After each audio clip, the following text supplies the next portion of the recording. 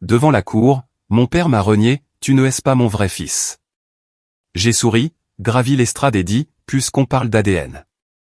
J'ai sorti une enveloppe. Sa femme a blêmi quand j'ai révélé ce que contenait ce dossier. Mon père s'est levé en plein tribunal pour déclarer que je n'étais pas son vrai fils et que c'était la raison pour laquelle il me rayait de son testament. Je n'ai pas scié. J'ai simplement glissé la main dans mon manteau et en ai sorti l'enveloppe que je gardais précieusement depuis 12 ans. Elle contenait une lettre écrite par ma mère et un test ADN.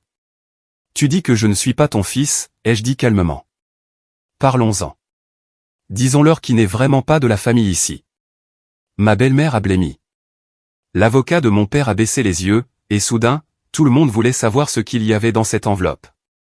Il pensait pouvoir m'effacer en silence. Mais je suis venu préparé. Ils m'ont traité d'erreur. Aujourd'hui, ils se souviendront de moi comme de celui qui a dit la vérité et mis fin à leurs mensonges. Je m'appelle Julien, et ce que vous allez entendre n'est pas seulement une histoire. C'est le moment où j'ai repris tout ce qu'ils ont essayé d'effacer, mon nom, ma lignée, ma valeur. Mais avant de partager mon histoire, je veux savoir que vous êtes là avec moi. Écrivez simplement j'écoute ou dans les commentaires ou dites-moi d'où vous venez. J'aime savoir jusqu'où mon histoire résonne. Parfois, même la plus petite connexion peut donner l'impression qu'une histoire est entendue. Merci.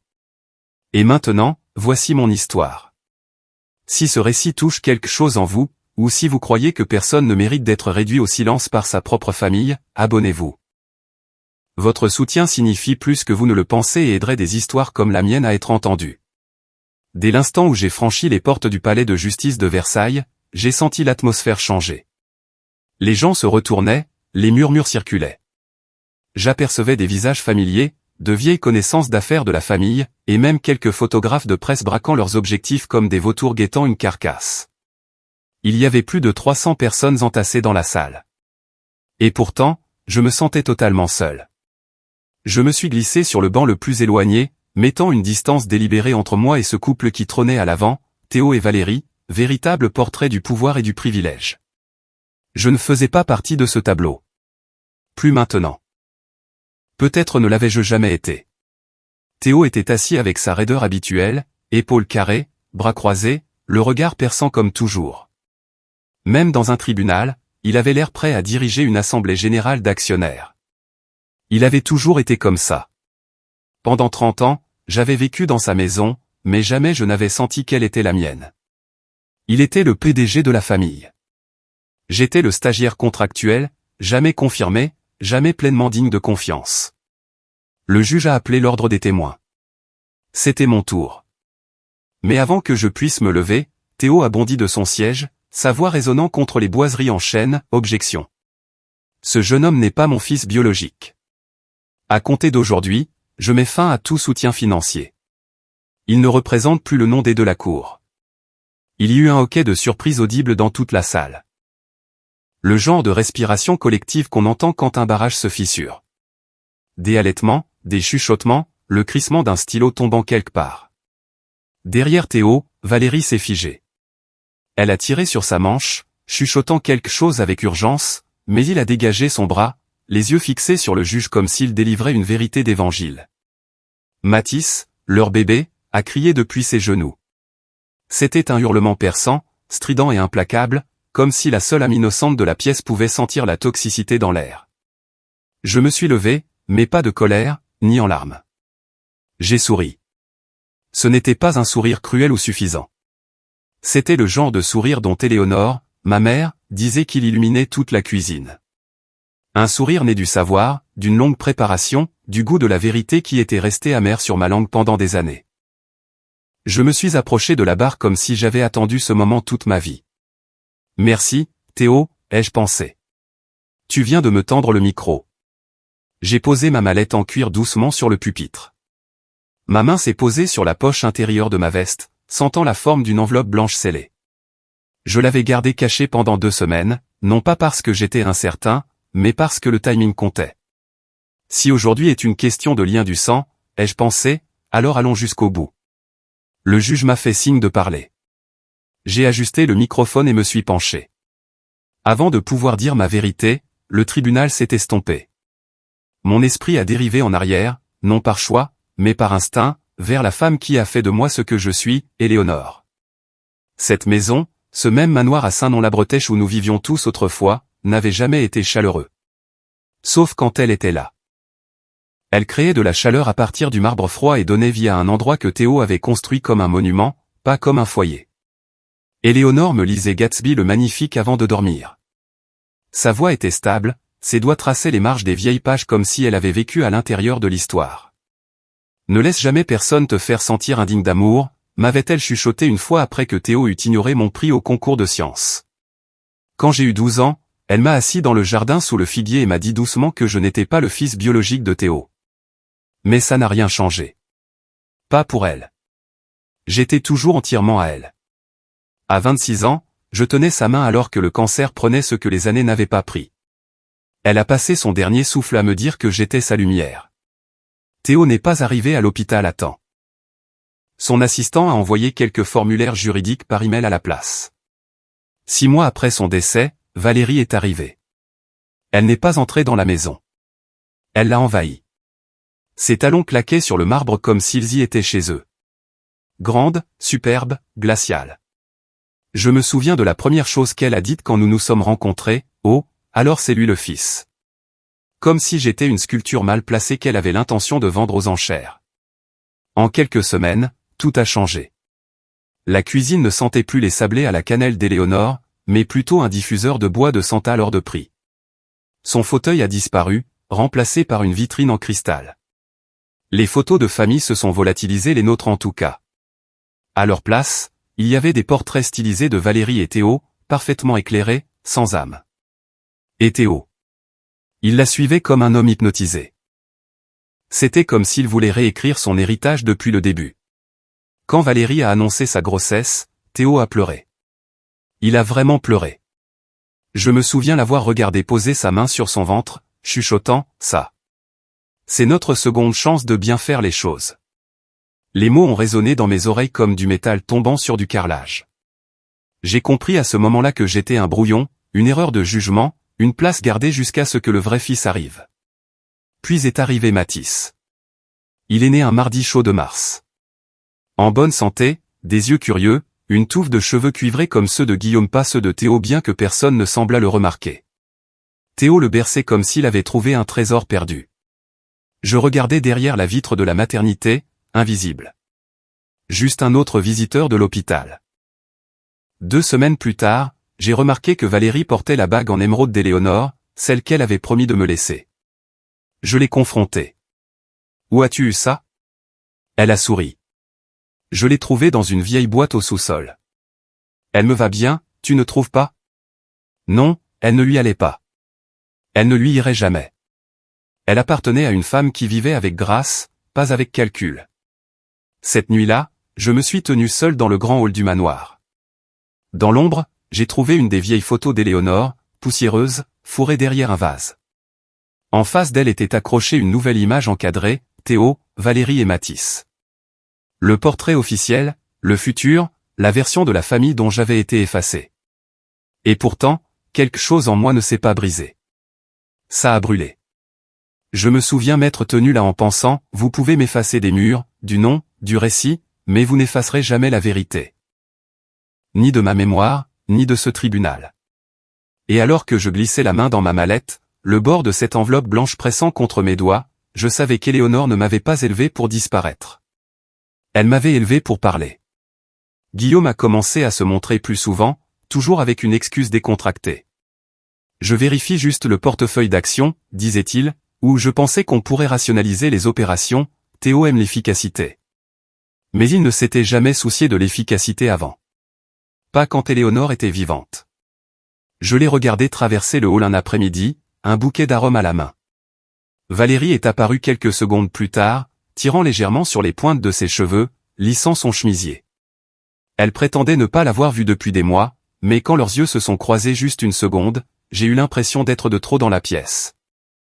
Leur silence était plus bruyant que leurs mots. Cette nuit-là, je suis resté tard dans le bureau, à trier des formulaires fiscaux. Vers 1h du matin, la lumière du couloir s'est allumée. Je me suis glissé près du coin, m'arrêtant à l'entrée de la cuisine. Le frigo diffusait une douce lueur blanche. Valérie était au téléphone. Sa voix était basse, mais agitée. Arrête d'envoyer les ours en peluche, Guillaume. Théo ne remarquera peut-être rien, mais lui si.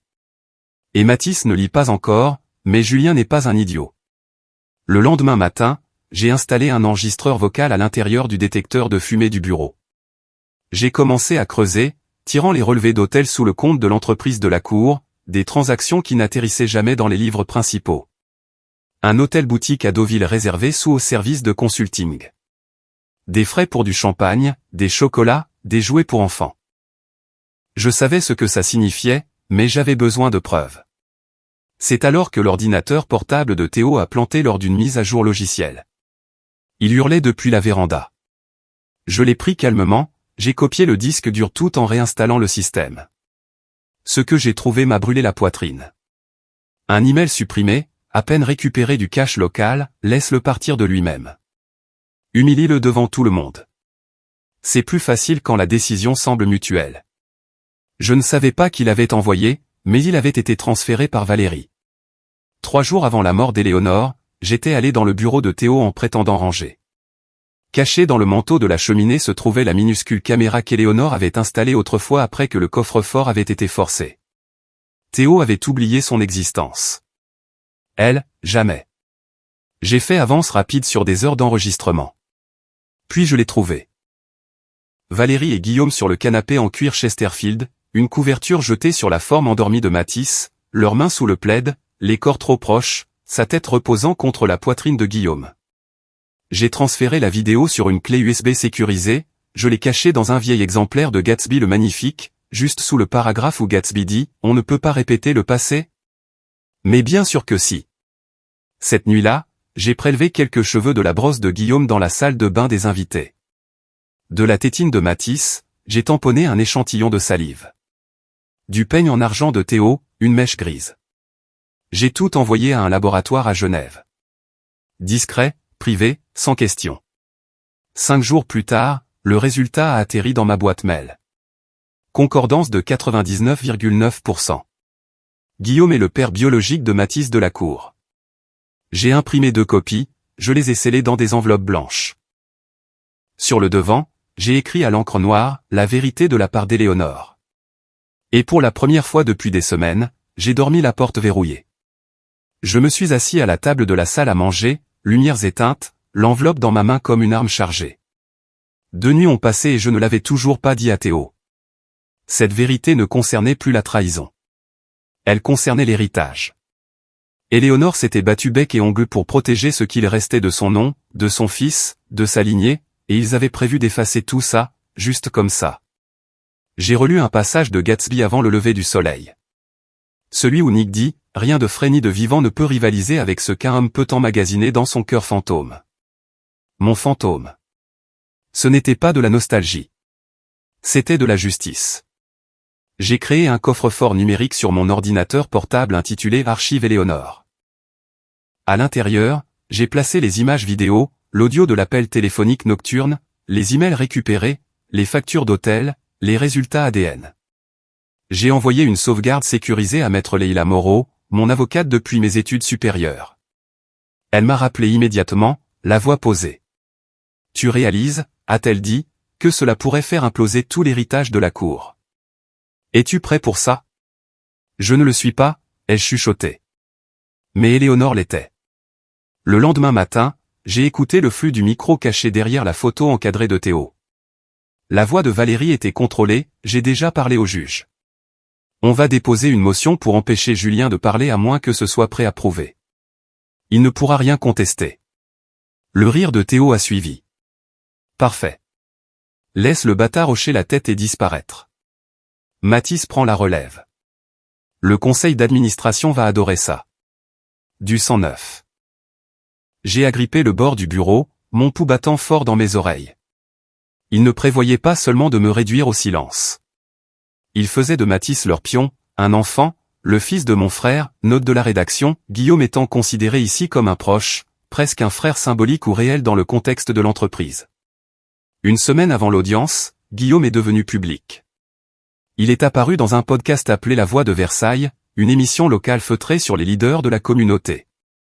À mi-chemin de l'interview, il a eu un sourire en coin et a dit, parfois, le deuil rend les gens paranoïaques. Et quand vous ajoutez l'argent et l'héritage, c'est un mélange explosif. Il faut se rappeler que tout le monde n'a pas sa place dans la pièce, peu importe à quel point ils essaient. Subtil, insidieux, dangereux. J'ai réalisé alors qu'il verrouillait le récit, faisant de moi le faux avant même que je ne mette les pieds au tribunal. Ce soir-là, Rose m'a appelé. Elle pleurait. Le genre de pleurs qui vous glace les os. J'ai essayé de prévenir Éléonore, a-t-elle dit. Mais Valérie m'a dit de me taire ou je perdrais ma retraite. J'ai vu Guillaume quitter la chambre de Valérie plus d'une fois. La nuit, avant que Madame Éléonore ne décède. Peux-tu témoigner, ai-je demandé. J'ai peur, a-t-elle dit. Ils savent où habite ma fille. S'ils découvrent que j'ai aidé, tu ne seras pas seul, lui ai-je dit. Plus maintenant. Elle n'a pas promis, mais elle n'a pas raccroché non plus. Le lendemain matin, j'ai repassé mon seul costume sur mesure. Bleu marine avec le revers fin dont Éléonore disait toujours qu'il me donnait l'air digne de confiance.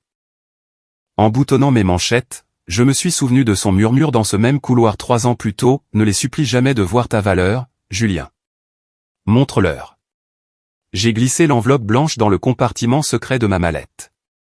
Dehors, le ciel avait cette immobilité lourde d'avant l'orage. Pas tout à fait le tonnerre, pas tout à fait la paix. Avant de sortir, j'ai posé ma main sur le cadre de la porte et j'ai chuchoté, aujourd'hui, maman, on brûle les mensonges. La salle d'audience était plus bondée que je ne l'avais prévu. Pas seulement du personnel juridique et de la famille, des journalistes bordaient le mur du fond, et j'ai aperçu le clignotement rouge d'un voyant d'enregistrement sur le téléphone de quelqu'un. Valérie portait une robe gris anthracite serrée aux épaules, la bouche tirée en une fine ligne professionnelle. Sa main reposait sur l'épaule de Mathis qui s'agitait à côté d'elle. 2 rangs derrière moi, Guillaume était assis avec raideur, l'expression illisible, mais son regard me brûlait le dos. Théo est entré en dernier. Sa posture était impeccable, son expression taillée dans le marbre. Pas une seule fois ses yeux n'ont croisé les miens. Quand le juge a appelé mon nom pour aller à la barre, l'avocat de Théo s'est levé immédiatement. Mais Théo l'a coupé en se levant. Objection, a dit Théo, la voix assez tranchante pour fendre l'air. Cet individu n'est plus un héritier légal. Il n'y a pas de lien de sang. À compter d'aujourd'hui, je révoque tout soutien financier et juridique. La salle est tombée dans un silence stupéfait. Mathis a gémi. La main de Valérie a agrippé la chaise fermement. Elle s'est penchée vers Théo et a chuchoté quelque chose de rapide et bas, mais il ne l'a pas reconnu. Son calme s'est fissuré, non par compassion, mais par peur. Le juge a jeté un coup d'œil dans ma direction. Avez-vous une réponse? Je me suis levé. Votre honneur, si je peux parler, je pense que la Cour mérite une transparence totale aujourd'hui. Après une courte pause et quelques murmures juridiques, le juge m'a accordé quelques minutes. Je me suis avancé vers le centre, l'enveloppe dans ma main ferme contre ma paume. Théo a raison, ai-je commencé. Je ne suis pas son fils biologique. Éléonore me l'a dit quand j'avais 12 ans, mais elle m'a aussi dit que l'amour est un choix, et elle m'a choisi. Pendant ce temps, Théo n'a jamais choisi que le pouvoir. Des halètements ont chuchoté à travers les rangées. J'ai levé l'enveloppe. Si aujourd'hui est une question de vérité, alors toute la vérité mérite la lumière du jour. De l'enveloppe, j'ai déplié le rapport ADN. Mathis de la Cour, ai-je lu, n'est pas le fils de Théo. Il est celui de Guillaume. Les résultats le confirment avec 99,9% de certitude. Le chaos a éclaté. Valérie a crié, se jetant en avant. Mensonge. Ne le croyez pas. Il est mentalement instable. Guillaume a bondi, puis est sorti en trombe sans un mot. Valérie a attrapé la main de Mathis et a essayé de suivre, mais a trébuché, ses talons se prenant dans le tapis. Elle est tombée lourdement devant la galerie, sa jupe remontée maladroitement, des cris de surprise résonnant dans le tribunal. Je n'ai pas bougé. J'ai seulement continué. Je ne suis pas venu ici pour la vengeance. Mais je ne serai pas réduit au silence. Valérie t'a trompé, Théo. Guillaume t'a planté un couteau entre les côtes tout en souriant. Je suis le seul qui se soit tenu ici et t'ai dit la vérité. J'ai fait une pause. Et cette bague à sa main, c'était celle d'Éléonore. Si tu ne trouves pas ça insultant, alors peut-être n'as-tu jamais vraiment aimé ma mère. Valérie s'est relevée en titubant, tirant Matisse, et a poussé les portes du tribunal. Le lourd panneau de bois a claqué derrière elle. Théo s'est effondré sur le siège le plus proche, visiblement secoué, pâle. Je suis retourné à ma place, pas victorieux, juste vide. Mais la vérité avait finalement été dite, et il n'y avait pas de retour en arrière possible. 2 jours après le procès, la vidéo est devenue virale. Un clip de 37 secondes de moi exposant les résultats ADN à la barre a fait son chemin sur TikTok, X et Reddit. La légende disait, le fils adoptif détruit une dynastie avec une seule enveloppe. Elle a atteint 3 millions de vues en une journée. Les commentaires ont afflué, certains me qualifiant de courageux, d'autres de cruel. Enfin quelqu'un tient tête aux riches manipulateurs, lisait-on. Un autre disait, enfant gâté adoptif amer de ne pas avoir eu l'argent. Un animateur de podcast a disséqué chacun de mes mots, me comparant à un personnage trouble d'un drame prestigieux. Puis sont venues les menaces de mort. Enterrés parmi les emails de soutien se trouvaient des messages anonymes remplis de vitriol. Certains me traitaient de honte, d'autres me disaient de disparaître. Le premier coup est venu de Paris Analytique, le cabinet avec lequel j'avais un contrat de consultant. Nous mettons fin à l'accord avec effet immédiat, disait l'email. Cette décision reflète notre engagement à éviter la controverse publique. Ils n'ont même pas appelé. L'avertissement de Théo résonnait dans mes oreilles, sans moi, tu t'effondreras. Il voulait que ce soit une malédiction. Guillaume a frappé ensuite. Il a tenu une conférence de presse entourée d'une nouvelle équipe juridique en costume bleu marine. Les caméras tournaient alors qu'il déclarait, ces allégations sont fausses, diffamatoires et basées sur des preuves manipulées. Nous poursuivrons tous les recours juridiques disponibles. Il m'a dépeint comme un homme mentalement instable, obsédé par la réécriture de l'histoire. La technologie peut tout falsifier maintenant, a-t-il ajouté, tapotant le rapport ADN que j'avais montré. La famille de la cour a fait bloc. Des cousins à qui je n'avais pas parlé depuis des années ont posté de longs paragraphes défendant Théo et Guillaume, citant des années de ressentiment chez moi. Il a toujours été différent, a écrit l'un d'eux, toujours en colère de ne pas appartenir au clan. Maintenant, il détruit l'héritage familial par dépit. Les mêmes personnes qui avaient autrefois porté un toast à ma remise de diplôme aimaient maintenant des tweets me traitant de sociopathe. Il ne pleurait pas mon absence, il la réécrivait. J'étais assis seul dans un studio à Bordeaux. Le bail temporaire avait encore 5 mois. J'ai ouvert mon ordinateur portable et j'ai rédigé un email à Théo. Juste quelques lignes, quelque chose comme « Je n'ai jamais voulu te faire de mal. J'espère qu'un jour tu comprendras. » Mais je me suis arrêté. Au lieu de cela, j'ai cliqué sur un vieux fichier audio de mon téléphone. La voix d'Éléonore a rempli la pièce, douce et mesurée, lisant à haute voix Gatsby le Magnifique, son roman préféré. Elle disait, on ne sait jamais vraiment à quel point on est fort jusqu'à ce que la vérité soit la seule chose qu'il nous reste. Et j'ai laissé cette vérité résonner dans le silence. L'enveloppe n'avait pas d'adresse de retour, aucune marque au-delà de mon nom, griffonnée à l'encre penchée comme quelqu'un essayant de masquer son écriture.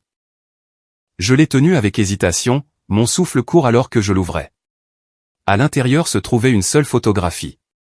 Moi et Éléonore, de la farine sur nos visages, sa main reposant doucement sur la mienne alors que nous étalions de la pâte dans la lumière chaude de l'après-midi. Elle avait dû être prise à travers la fenêtre de la cuisine. Je l'ai retournée. Juste 5 mots d'une écriture tordue et précipitée, elle aurait honte de toi. J'ai laissé tomber la photo. Pendant un moment, tout en moi s'est figé. Mes poumons ont oublié comment respirer. Je connaissais cette écriture. J'avais passé des heures dans le bureau de Théo à scanner des documents avant de partir, dossiers financiers, vieux contrats, plainte RH.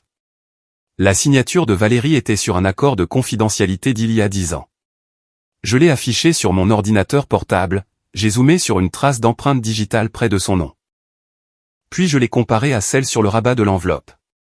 Ce n'était pas concluant, pas légalement, mais je savais que Valérie m'observait. Je ne savais pas d'où ni ce qu'elle voulait maintenant que le procès de Guillaume s'effondrait, mais son influence n'avait pas disparu. Elle était seulement devenue silencieuse. C'était pire. J'ai essayé d'appeler Rose, la gouvernante, qui en savait trop. Le numéro ne fonctionnait plus. J'ai conduit jusqu'à son quartier. Son appartement était vide. Une voisine, une infirmière à la retraite qui avait l'habitude de me saluer un matin sur deux, s'est penchée par-dessus la clôture. On lui a demandé de partir, a-t-elle dit doucement. Quelque chose à propos d'un incident avec les de la cour. Personne ne nous en a dit plus. Ils étaient encore en train d'effacer les gens qui se souvenaient de la vérité, les faisant taire un par un. J'ai senti le vieux poids s'installer de nouveau dans ma poitrine. Cette même pression de l'hôpital, de la nuit où Guillaume avait dit à l'infirmière que je n'étais pas la mère de Matisse, sic, le texte original dit Miloès Moder parlant de Jackson, mais contextuellement il parle de sa légitimité à voir l'enfant ou de la mère d'Éléonore. Ici, le narrateur parle de lui-même. Dans le contexte, Guillaume dit probablement au personnel il n'est rien pour l'enfant, il délire. Je vais corriger le sens, cette nuit où Guillaume avait dit à l'infirmière que je n'avais aucun lien avec Matisse, que j'étais confus, délirant. Je n'étais pas délirant maintenant. Leïla s'est présentée chez moi ce soir-là. Elle s'est assise en face de moi, ses yeux scannant la cuisine comme si elle s'attendait à ce qu'elle soit sur écoute. Si tu attends plus longtemps, a-t-elle dit, ils vont retourner l'histoire. Tu seras l'ex-mère ou pire, l'instable qui s'est trop accroché à la mémoire d'une morte. J'ai des preuves, ai-je dit.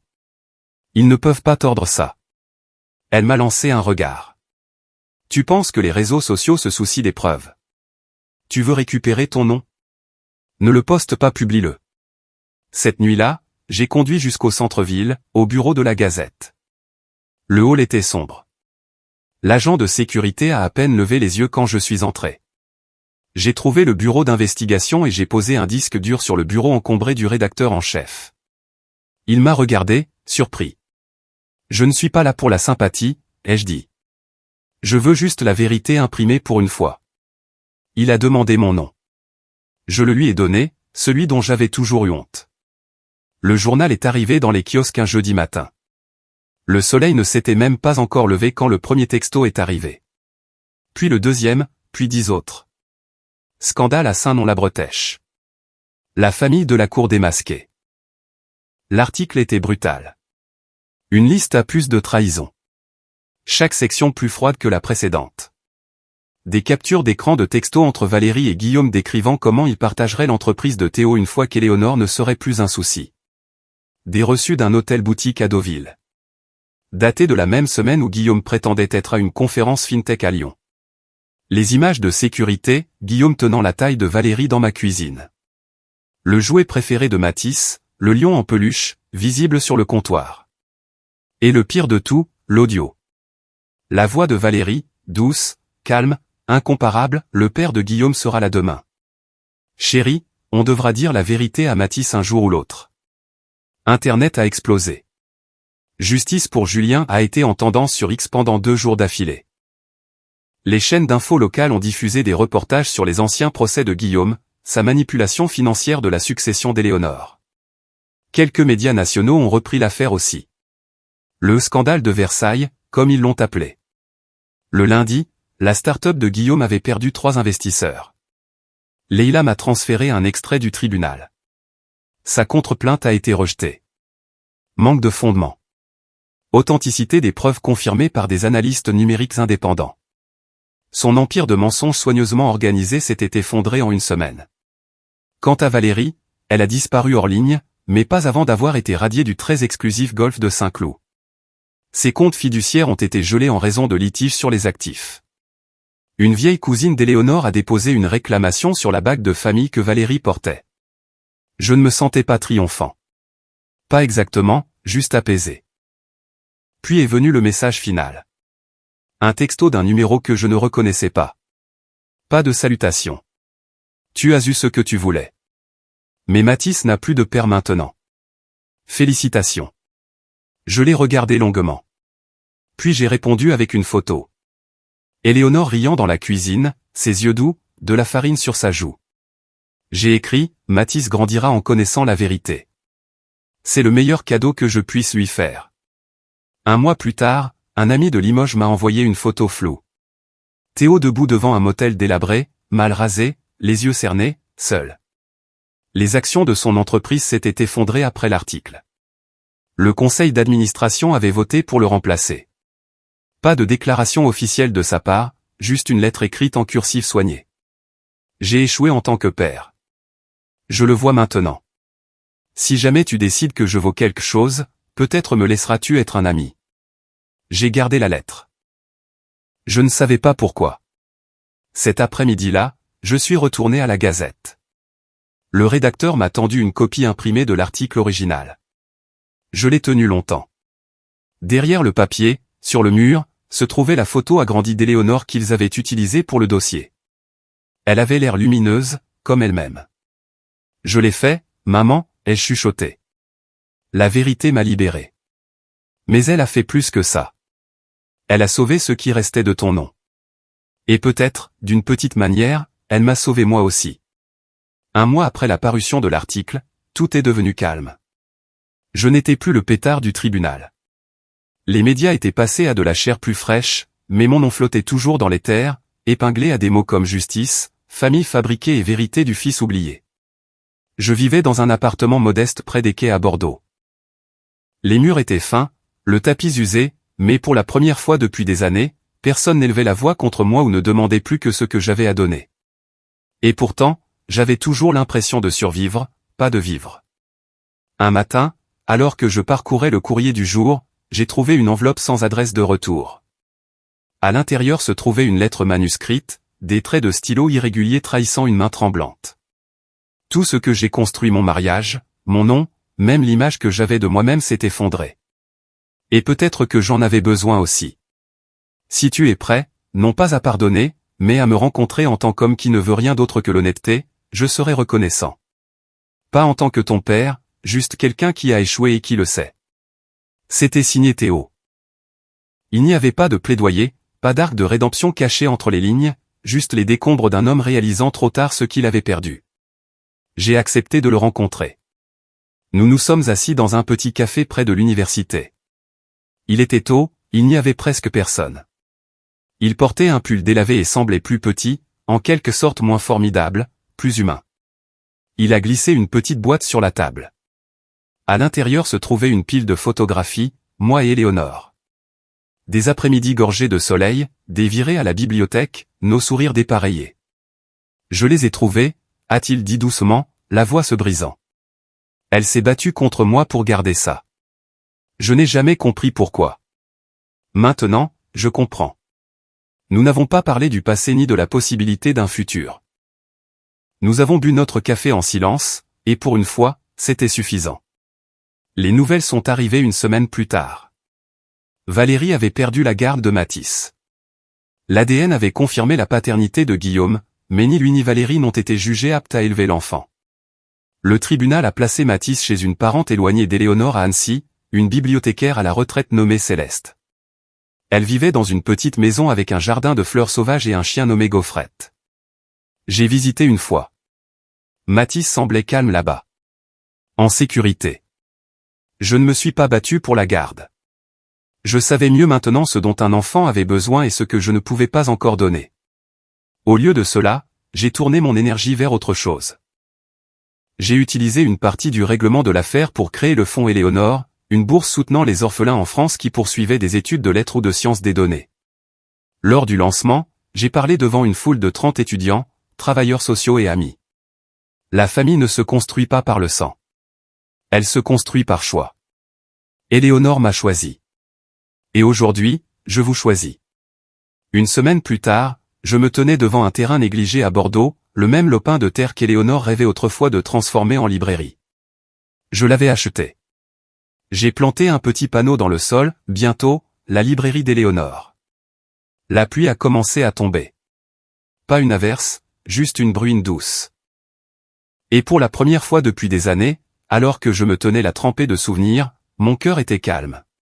C'est arrivé dans une autre lettre, celle-ci écrite en cursive bouclée sur du papier crème. Hélène Solignac. Elle prétendait avoir connu Éléonore depuis l'université à la Sorbonne. Dans la lettre, elle écrivait, Éléonore a mentionné un jour un journal caché. Elle a dit qu'il était sous une marche d'escalier dans son ancienne maison de Saint-Nom. Si quelqu'un le trouve, m'a-t-elle dit, c'est qu'il est prêt à savoir ce qu'il y a dedans. J'y suis allé le lendemain. La maison avait été mise en vente, mais personne n'y avait touché depuis des mois. La peinture s'écaillait des murs. Le jardin s'était rendu aux mauvaises herbes. À l'intérieur, je me suis dirigé vers le vieux coin lecture qu'Éléonore aimait tant. L'escalier a grincé sous mon poids. J'ai soulevé la 3e marche juste comme Hélène l'avait décrit. Il était là, une boîte en fer blanc contenant un journal enveloppé dans un tissu bleu effiloché. Les pages sentaient le vieux papier et la lavande. Dans ses dernières entrées, Éléonore écrivait sur la dernière année de sa vie, sa peur, son isolement, son chagrin de me voir battre en retraite après son diagnostic, et ses soupçons, non, sa certitude silencieuse à propos de Valérie et Guillaume. Je savais, écrivait-elle, bien avant que cela ne fasse surface. Mais j'ai choisi le silence. Je voulais te donner une dernière année de paix, aussi fausse soit-elle. Je voulais maintenir la famille ensemble, même si elle s'effondrait sous moi. Puis est venue la ligne qui m'a brisé. Mon fils ne porte pas mon sang, mais il porte mon cœur, et c'est suffisant pour me faire sourire alors que je regarde le soleil pour la dernière fois. La dernière page contenait un choix. Si tu as trouvé ceci, tu t'es probablement pardonné, peut-être même lui as-tu pardonné. Tu peux choisir de laisser ce journal enterré ou de laisser sa lumière se répandre. Voici la lettre que je ne lui ai jamais envoyée. Glissée entre les pages se trouvait une seconde enveloppe adressée à Théo. Une confession. Elle savait tout. Elle avait choisi le silence, non par faiblesse, mais par amour. Un amour qui faisait encore mal depuis l'au-delà. Je me suis assis sur le vieux parquet, le journal tremblant dans mes mains, les larmes coulant librement. Je pleurais non pas de trahison, mais de l'insupportable solitude d'une femme qui aimait trop fort dans une maison qui était devenue froide trop tôt. Plus tard cette nuit-là, je me suis assis près de ma cheminée, le journal sur mes genoux. Je ne l'ai pas brûlé. Je l'ai placé doucement sur l'étagère, juste entre Gatsby le magnifique et le grand livre de contes que je tenais pour le fond Éléonore. La vérité m'avait libéré. Maintenant, je pouvais choisir comment vivre avec. Des semaines plus tard, la librairie a ouvert ses portes. Des enfants se sont rassemblés sur un tapis tissé à la main, formant un cercle autour de moi. J'ai lu à haute voix les mots qu'Éléonore avait l'habitude de me lire quand le tonnerre secouait les fenêtres. C'est ainsi que nous avançons, barque à contre-courant. Le soleil se déversait à travers les hautes fenêtres, accrochant la seule photo de la pièce, Éléonore en plein rire, ses yeux brillant de quelque chose d'éternel. Et pour la première fois, je ne survivais pas. J'étais chez moi.